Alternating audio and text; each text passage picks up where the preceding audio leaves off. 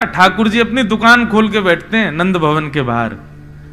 जैसे ही दीपावली आती है तो ठाकुर जी अपनी दुकान खोलते हैं। नंद बाबा के पीछे पड़ जाए, बाबा मुंह को दुकान बनवाओ। बोले काय की दुकान? बोले कोई जलेबी बेच रहा है, कोई दिए बेच रहा है, कोई पटाखे बेच रहा है, कोई मिठाई बेच रहा है, मैं बेचूंगा। तो नंद बाबा बोले कहा बेचेगो? बोले जितनों सामान है घर में सब बेच दूंगा। और ठाकुर जी पीछे पढ़ पढ़ के नंदरानी यशोदा से एक दुकान बनवाते हैं अपनी, और वह दुकान में पूरे नंद भवन की सामग्री लेके आ जावे। और बेचे कैसे हैं? पैसा ना लें, वाक्य बदले स्नेह मांगे। जितने ब्रजवासी सामने से जामे सबन को रोक रोक के ठाकुर जी सब बांट दें, और बदले में कोई धन ना लें, केवल फ्री में मुफ्त की दुकान लगा में ठाकुर जी, वही को हटरी कहें। इतनी प्यारी लीला होती है ठाकुर जी की, मुफ्त की दुकान। और वहां भीड़ लगे महाराज, पूरे गोकुल के लोग सब आ जाएं, सब मांगवे के काजे ठाकुर जी सब लुटा दें, और नंद बाबा यशोदा भी लाला को खूब संग दें, सब सामग्री लुटा दें महाराज। तो दीपावली को सब लोग इंतजार करें कि भैया लाला की दुकान पे चलेंगे, क्यों लाला सब मुफ्त में देखो। एक बार कावे हो वहां और भी दुकानें लगती, सारे दुकानदार सब आए नंद बाबा के पास, बोले बाबा तुम हमारी जो है क्या रोजी रोटी पे जो है क्या ऐसे आप लोग आक्रमण कर दे हो। नंद बाबा बोले कहा भय हो? बोले लाला जो है क्या फ्री की मुफ्त की दुकान लगा ले, और सब लोग यहीं ते ले के जामे, हम लोगों ने कोई कुछ खरीदे ही ना है, हमारे घर ही ना चले। नंद बाबा ने इस बार दीपावली पर लाल जी से मना कर दिया, बोले लाला अब के दुकान ना लगेगी। ठाकुर जी बोले क्यों ना लगेगी? बोले वो दुकानदार सब कह रहे कि उनकी दुकान में कुछ बिके ही ना है, सब तोते ही लेके जामे, क्योंकि तुम मुफ्त में बांट दे। ठाकुर जी गए और जितने दुकान वाले है उन सबन की सामग्री खरीद लाए और उन सबन को धन दिया है। बोले मैं बेच दूंगा, तुम लोग धन ले लो, लेकिन मेरी दुकान तो लगेगी। सो ये ठाकुर जी अपनी दुकान खोल के बैठते हैं हटरी, और उसमें 7 तारीख को लाल जी विराजे, और फिर उसमें सुख देकर के ठाकुर जी सबको फिर वहीं चौसर खेलते हैं, आनंद करते हैं। तो इतना सुंदर उत्सव में आनंद आता है। ठाकुर जी चौसर खेले, एक पक्ष से किशोरी जी के एक भाव के व्यक्ति बैठे, एक तरफ से ठाकुर जी के, दोनों में चौसर हुई और किशोरी जी जीत गई। उसमें ठाकुर जी ने अपनी पीतांबरी दाव पे लगाई पहले, किशोरी जी जीत गई। फिर दोबारा में ठाकुर जी ने अपनी वंशी लगाई, किशोरी जी बोली या तो हम जीतेंगे, हार रही थी लेकिन छलबल करके जीत गई। बहुत सुंदर आनंद आया था उत्सव में। तो उत्सव करने हैं ना तो बंधुओं पारंपरिक ढंग से ठाकुर जी के उत्सव करो, किसी का भी जन्मदिन हो आदि कुछ भी हो, फिर देखना आनंद किसे कहते हैं। नंद बाबा के यहां लाला को जन्म भयो, पर नंद बाबा ने सबसे पहले ब्राह्मणों को बुलाया, और ब्राह्मणों ने आकर के मधुर स्वर में वाचयित्वा स्वस्तेनम जात कर्मात्मजस्य वै कारयामास विधिवत पितृदेवार्चनं तथा। स्वस्ति वाचन किया सब ब्राह्मणों ने, वेद ध्वनि से ठाकुर जी का उत्सव प्रारंभ हुआ। सबसे पहले ब्राह्मणों ने वेद ध्वनि की है, और उसके बाद ठाकुर जी ने सबको बधाई हो कह कह करके नंद बाबा ने सबको बधाई दी।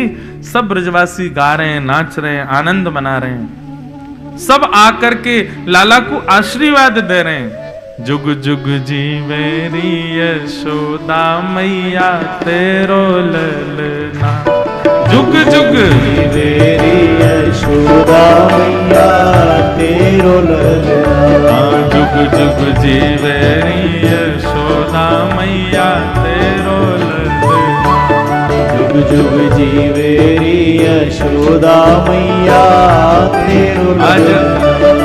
ये मंच पे इतने सारे गोपाल जी बैठे हैं, इन सबन की मैया सजा सजा के इनको यहाँ बैठा गई हैं, तो इन्हीं की सबरी मैयान को हम लोग कह रहे हैं हे जुग जुग जीवेरी यशोदा मैया तेरो ललना, जुग जुग जीवेरी यशोदा मैया तेरो ललना। अरे हाँ तेरो ललना नंद रानी तेरो ललना, तेरो ललना नंद रानी तेरो ललना, तेरो ललना महारानी तेरो ललना, तेरो ललना महारानी तेरो ललना। जुग जुग जी मेरी यशोदा मैया तेरो ललना, जुग जी मेरी यशोदा मैया तेरो ललना। जुग जुग जी मेरी नंद रानी मैया तेरो ललना, जुग जुग जी मेरी यशोदा मैया तेरो ललना। बड़े भाग ते यशोदा मैया ऐसो सुत तेन जायो, बड़े भाग ते यशोदा मैया ऐसो सुत तेने जायो। बड़े भाग ते यशोदा मैया ऐसो सुत तेन जायो, बड़े भाग ते यशोदा मैया ऐसो सुत तेने। कैसो सुत पूर्ण ब्रह्म जगत को स्वामी सोतन गोद खिलायो, पूर्ण ब्रह्म जगत को स्वामी सोते ने गोद खिलायो। पूर्ण ब्रह्म जगत को स्वामी सोते ने गोद खिलायो, पूर्ण ब्रह्म जगत को स्वामी सोते ने गोद खिलायो।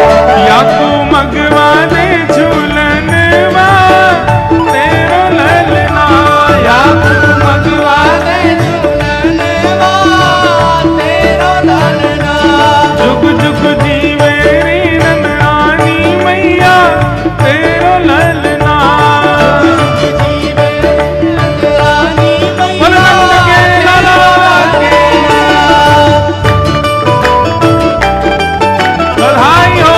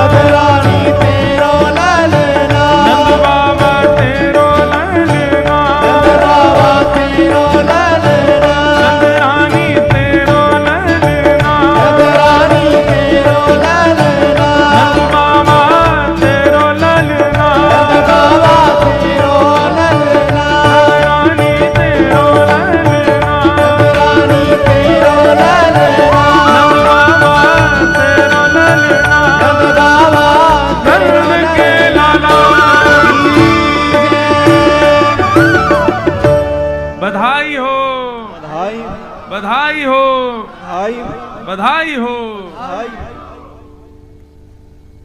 महाराज, वृंदावन में जो उत्सव मना ठाकुर जी का, उसका 0.1% भी हम लोग नहीं मना सकते। ऐसा वर्णन किया गया है कि महाराज देखो, नृत्य अच्छा कब होता है, नाचना अच्छा कब होता है? या तो कोई सीख करके नृत्य करे, परंतु कई बार सीखे हुए लोगों का नृत्य भी कभी कभी फीका लगता उन लोगों के आगे जो बस आनंद उत्सुक होकर के बस नाचने लगते हैं। ये भी विचार नहीं करते कौन क्या सोचेगा, बगल वाला क्या पूछेगा, ये लोग क्या देखेंगे, नहीं, इन सब का विचार ना करके बस नाचता है, उसका नृत्य श्रेष्ठ है। ब्रजवासियों की स्थिति ऐसी ही है। अब यहां 4 लोग उठते हैं, बाकी के लोग उनको देखते हैं, कैसे नाच रहे हैं देखो। क्यों ऐसा विचार करने? देखो, हमारी तो मर्यादा है कि हम व्यासपीठ से उठ नहीं सकते। यदि हमको उठने की अनुमति मिल जाए तो आप लोग तो कुछ नहीं नाचते, हम ऐसा नाचें लाल जी के उत्सव में। तो नृत्य श्रेष्ठ कब? जब हम अभिमान शून्य हो जाएं, कौन क्या विचार करेगा। और समस्त ब्रजवासियों की स्थिति ऐसी हो गई। ब्रजवासियों को यह नहीं लग रहा है कि नंद बाबा के लाला भयो हम क्यों नाचें। अरे नहीं भैया, हमारी लाला भयो है, सब नाच रहे हैं। अवाद्यंत विचित्राणी वादित्राणी महोत्सवे। महाराज, इतना आनंद भर गया ब्रजवासियों में। कल मैं बता रहा था ना कि नंद बाबा अटारियों पर चढ़ के लुटावें और ब्रजवासी लूटे नहीं, ऐसे पकड़ करके पीछे लुटावें। मतलब नंद बाबा ने जितना लुटाया एक भी ब्रजवासी के पास नहीं गया, सब ब्रजवासियों ने भी लुटा दिया पीछे की ओर। कोई अपने पास नहीं रख रहा है। हमारी आपकी तरह नहीं दूसरे के भी छीन के भाग रहे हैं। ये मुझे दे रहे थे महाराज जी, ने बीच में हाथ लगा दिया, नहीं, सब एक दूसरे को बांट रहे हैं। और स्थिति ये हो गई भैया, 6 महीना तक नंद बाबा लुटाते ही रहे, लुटाते ही रहे, लुटाते ही रहे। अब तो ऐसी स्थिति हो गई कि लोगों के घर भर गए, जेब भर गई, अलमारियां भर गई, जगह ही नहीं बची, कहां रखें सामान, इतना लुटा रहे नंद बाबा। तो जितना लुटा रहे थे नंद बाबा, वो सब वृंदावन की रज में ही मिल गया। मानो रजों ने लूटा हो, वृंदावन ने लूटा हो, ब्रजधाम ने लूटा हो ठाकुर जी की बधाई को। अद्भुत, वर्णन का विषय नहीं है। भगवान कृष्ण के जन्मोत्सव के उत्सव का वर्णन नहीं किया जा सकता है। जो वर्णन यहां पर किया गया है वो समझने का विषय ही नहीं है, परे है, हमारी सोच से परे बात है। अवाद्यंत्र विचित्राणी, इसके पीछे मैं कभी कभी उदाहरण देता हूं कि भैया उत्सव चल रहा है, वाद्य बज रहे हैं, वाद्यों की अवधि होती है, 2 घंटा बजेंगे, 4 घंटे बजेंगे, 10 घंटे बज जाएंगे, 1-2 दिन बज जाएंगे, लेकिन 6 महीना तक कौन सा वाद्य बजेगा? 6 महीने तक अनवरत दिन रात वाद्य बज रहे हैं। तो भैया वाद्य तो 2-4 दिन में सब खत्म हो गए, टूट टाट गए। उसके बाद क्या बज रहे हैं? बोले विचित्र विचित्र वाद्य बज रहे हैं, थाली बज रहे हैं, कांसे बज रहे हैं, ढोल वगैरह तो बचे नहीं, तो दीवारी पीट रहे हैं लोग, जमीन ही बजा रहे हैं, एक दूसरे की कमर पे तबला बजा रहे हैं, खोपड़ी पीट रहे हैं। इस प्रकार मुंह से विचित्र विचित्र आवाज निकाल रहे हैं। अवाद्यंत्र विचित्राणी वादत्राणी महोत्सवे। बस उत्सव रुकना नहीं चाहिए। 4-4, 10-10 लोगों के झुंड बन गए और आपस में सब बैठ बैठ करके केवल बधाइयां गा रहे हैं, कान पे हाथ धर धर के, सब चारों ओर से घेर रखा है नंद भवन को। वो स्थिति विचार करते हैं, कभी सोचते हैं तो लगता है कैसी रही होगी।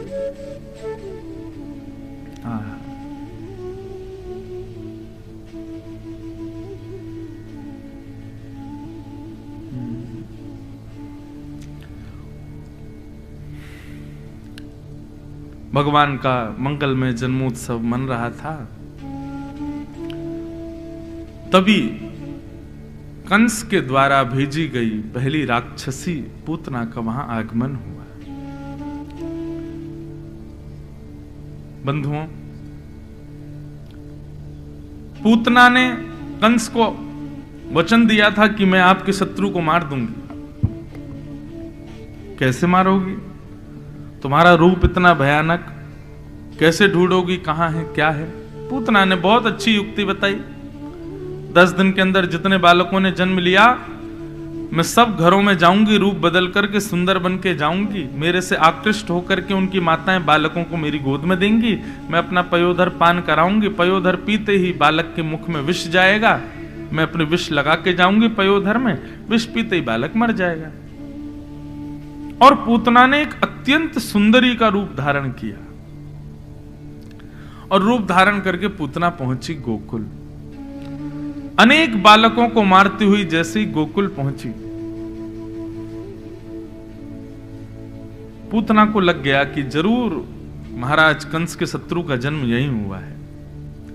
और जैसे ही प्रवेश किया गोकुल में, उसकी मधुर चाल, सब बनावटी थी। चाल भी बनावटी, रूप भी बनावटी, मुस्कान भी बनावटी, सब कुछ उसका बनावटी था, बस दूसरों को आकर्षित करने के लिए। क्यों? क्योंकि पूतना जानती है कि मानव स्वभाव है, वो अनजान व्यक्ति पर भी विश्वास कर लेता है यदि उसके वस्त्र सुंदर हो और रूप सुंदर हो। यह हमारा स्वभाव है कि नहीं? कोई अनजान व्यक्ति हो लेकिन उसके वस्त्र ज्यादा बढ़िया ना हो, रूप भी इतना सुंदर ना हो, हमारा विश्वास नहीं होगा। लेकिन अनजान व्यक्ति है, वस्त्र अच्छे पहने, रूप अच्छा है, तो हमारा उस पर विश्वास अपने आप हो जाता है। बुरा नहीं मानिएगा, पर बंबई अधिकतर पूतना की नगरी है। आप सब नहीं, पर यहां पर सब बनावटी रहते हैं, सबको लुभाने वाले, सबको अपनी ओर आकृष्ट करने वाले, आकर्षण करने वाले। उनका चेहरा बनावटी, वस्त्र बनावटी, हंसी बनावटी, बाल बनावटी, नाक बनावटी, आंख बनावटी, बोली बनावटी। आप लोगों की नहीं कह रहा, मैं उन लोगों की बात कर रहा हूं जो सबको और कौन आकर्षित करते हैं ये सब जानते हैं। कौन आकृष्ट करता है सबको, सबको पता है। एक ऐसी इंडस्ट्री है यहां पे जो सबको केवल अपनी अंदर से भयंकर टूटे हुए हैं, अंदर से रो रहे हैं, चीख रहे हैं, चिल्ला रहे हैं, लेकिन अपने रूप आवरण ऐसा बनाएंगे कि महाराज सामने वाला कहे ओहो यही है बस।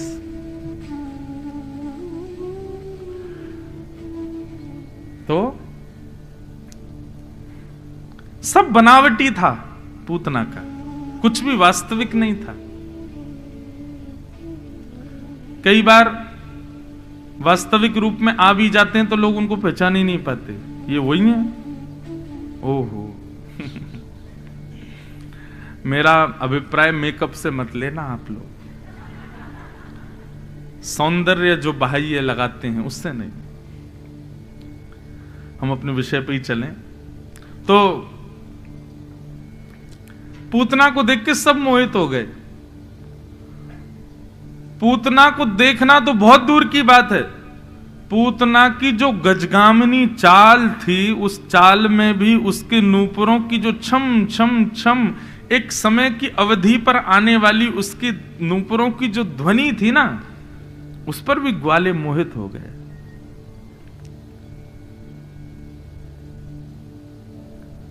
छम छम छम पायल की झनकार सुन रहे हैं, ग्वाल वाल सब गा रहे हैं, नंद घनानंद भयो जय कन्हैया लाल की। जैसी छम छम आवाज सुनी तो पीछे मुड़ करके ऐसे देखा, ऐसे देख करके जैसे सामने देखते तो स्तब्ध हो जाते, और पीछे देखे पर उसी को ही देखते। नूपुरों की ध्वनि देखो, गजगामिनी चाल देखो, इसकी मनोहर नेत्र देखो, नाक देखो, मुस्कान देखो, सब मोहित हो गए पूतना के ऊपर। कितनी सुंदर। आप कहेंगे कि पुरुष मोहित हुए होंगे ना, गोपियां भी मोहित हो गई। कुछ गोपियों के पास जाकर के पूतना ने केवल इतना कहा, अरे सुनो ये नंद भवन कहां है? तो पहले तो स्वर सुन के गोपियों के आंख बंद हुए, बोले आहा इतने मधुर स्वर, कौन है भैया? पीछे मुड़ करके देखा तो रूप देख करके तो मुंह खुले रह गए, आंखें खुली रह गई, इतनी सुंदर। भैया हमने तो ब्रज में कभी इतनी सुंदर कोई देखी नहीं, कौन है ये? नंद भवन कहां है? बोले ये 2 यमलार्जुन के जो वृक्ष जिस आंगन में है वो ये नंद भवन, जाओ। 2-4 ग्वाले तो दौड़े दौड़े मैया के पास गए, बोले मैया तू बहुत पीछे पड़ी रहे, मेरा ब्याह कर ले, मैं तैयार हूं ब्याह करवे को। कौन ते करेगा? देख वो जा रही, का बात करा दे, कितनी सुंदर है मैया, यही ते करा दे हमारा ब्याह। कहने का अभिप्राय पूतना ने सबको अपनी ओर आकृष्ट कर लिया, आकर्षित कर लिया अपने रूप से, अपने भाव से, अपनी बोली से, जो कि सब बनावटी था।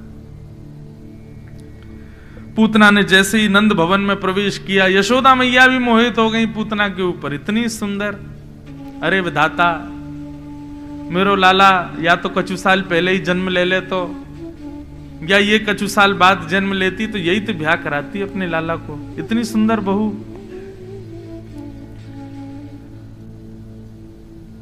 हमारा स्वभाव है बंधु, हम रूप और वस्त्र इनको प्रधानता ज्यादा देते हैं।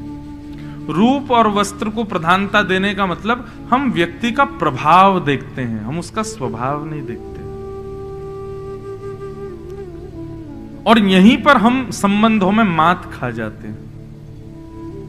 किसी का प्रभाव रुचिकर लगे, देखो प्रभाव से ना ही ब्याह करो, प्रभाव से ना ही मित्र बनाओ, और प्रभाव से ना ही गुरु बनाओ। इन 3 चीजों में प्रभाव को प्रधानता मत देना। पहली बात, मित्र को प्रभाव देखकर नहीं बनाना।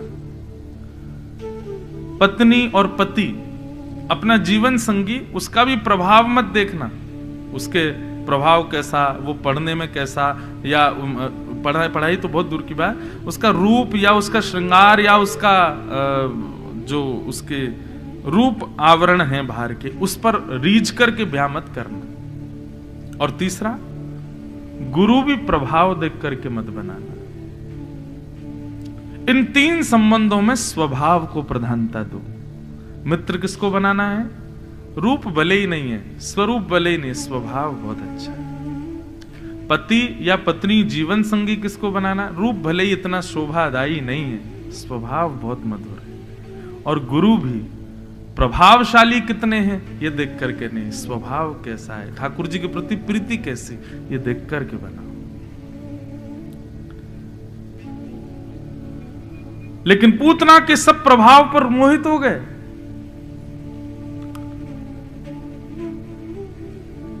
आहा, इतने में ही कुछ सखियां आई, आकर के नंदरानी को बोली कि चलो बाहर कुछ करना है, कोई पूजा करानी है लाला के लिए। तो यशोदा मैया बोली अब कैसे जाऊं, लाला तो अभी सोया है। पूतना बोली मुझे दे जाओ। और मैया को इतना विश्वास कि यशोदा मैया ने लाला को दे दिया और चली गई। अब देखो अब हुआ क्या, जिसके रूप पर, जिसकी चाल पर, जिसकी बोली पर, जिसके एक एक अंग पर सब मोहित हो गए, ठाकुर जी ने उसके गोद में जाके आंखें बंद कर ली। आंख तो बंद करी करी, ऊपर से हाथ और रख लिए यूं। 6 दिन के ठाकुर जी। क्या फायदा ऐसे प्रभाव का जिससे संसार रीझ गया लेकिन ठाकुर जी नहीं रीझे। मीराबाई को कोई फिक्र नहीं थी कि मुझसे कोई रीझे ना रीझे, मेरे श्याम सुंदर मुझसे रीझे बस। सूरदास को कोई चिंता नहीं थी कि कोई मुझे अंधा कहे, कोई मुझे नेत्रहीन कहे, कोई कुछ कहे, मेरे श्याम सुंदर मुझसे रीझ हैं बस। तुकाराम जी, नामदेव जी, इनको किसी को चिंता नहीं थी कि संसार हमसे रीझे। नामदेव जी के विषय में तो कथा आती है कि श्री नामदेव जी का नाम ही इसीलिए नामदेव था क्योंकि वो नाम को ही सर्वधन मानते थे। एक बार नगर में कोई बहुत बड़ा दानी आया, दान करता था। किसी ने जाके कहा, बोले कि तुम नामदेव जी को दान करके दिखाओ। नामदेव जी को बुलाया तो नामदेव जी बोले, भैया देखो, ना तो हम संत हैं ना हम ब्राह्मण हैं, हमको क्या दान दोगे। दानी व्यक्ति उसने कहा, नहीं नहीं देना तो आपको ही, आप आओ। नामदेव जी पहुंच गए। नामदेव जी बोले, शर्त हमारी ये रहेगी, जो हम मांगेंगे वो देना पड़ेगा। बोले, आप मांगो, क्या चाहिए। नामदेव जी ने एक तुलसी पत्र पर रा लिखा, केवल रा, और उस तुलसी पत्र को तराजू के एक पल्ले में रखा। बोले, इसके समान भार भर करके सोना चांदी जो तुम देना चाहो दे दो। पूरा राम नाम भी पूरा नहीं लिखा, रा लिखा केवल। दानी हंसने लगा, बोले आपको शर्म नहीं आ रही होगी मांगने में, मुझे देने में आ रही है। नहीं नहीं, पड़ला भारी हो जाएगा आपका, मैं लेके चला जाऊंगा। तो बेचारे ने मन में विचार किया कि अब रा अक्षर लिखा है तुलसी पत्र के ऊपर, तो 1 तोला 2-4 तोला सोना उसमें दूसरे पड़ले में रख दिया, परंतु भारी नहीं हुआ। थोड़ा और सामग्री मंगा करके रख दी, लेकिन भारी नहीं हुआ। थोड़े और आभूषण मंगा करके रख दिए, नहीं भारी हुआ। अब तो महाराज लगे भरने सब लोग पड़ले को, लेकिन रा नाम युक्त तुलसी पत्र से जो पड़ला झुका हुआ था वो उठे ही नहीं। इतनी संपत्ति महाराज भर दी, राजा ने अपनी पूरी संपत्ति लगा दी, लेकिन उस रा अक्षर के समान संपत्ति नहीं हो पाई। अंत में ब्राह्मणों ने आकर के कहा, बोले राजन तुम समझ नहीं रहे हो, ये इनका भजन है एक पड़ले में, तुम एक काम करो, तुम बहुत भजनानंदी हो, तुमने असंख्य दान किया है, तुमसे बड़ा दानवीर पूरे सृष्टि में कोई नहीं है। आज तक तुमने जितने पुण्य किए हैं उन पुण्यों का बल हाथ में लेकर के जल वो छोड़ो, तब ये ऊपर उठेगा। राजा ने किया।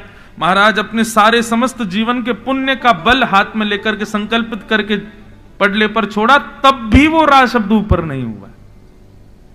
अंत तो गत्वा नामदेव जी के चरणों में गिर गया। बोले कैसे होगा ये? बोले राजन, भगवान नाम महिमा है ये। ठाकुर जी के नाम को तुम पूरी सृष्टि भी रख दोगे तो भी ये ऊपर नहीं हो पाएगा। मैं तुमको यही बताना चाहता हूं, मुझे दान की आवश्यकता नहीं। क्यों? क्योंकि ये राम नाम मेरे पास है। मेरे पास में वो नाम विद्यमान है जिसके आगे तुम्हारा पूरा वैभव फीका पड़ जाएगा, उसकी तुलना नहीं कर पाएगा। तो मेरे पास तो ये है। अब तुमको भी यही कहना चाहता हूं, ये ज्यादा अपने धन प्रलोभ में मत रहो, सबको दान देते मत रहो। देना है तो सबको राम के नाम का दान करो, सबको कृष्ण नाम दान करो। तो ये भक्तजन, इनको फर्क नहीं पड़ता कि संसार में हमसे कोई रीझे नहीं रीझे। हमारे श्याम सुंदर रीझे,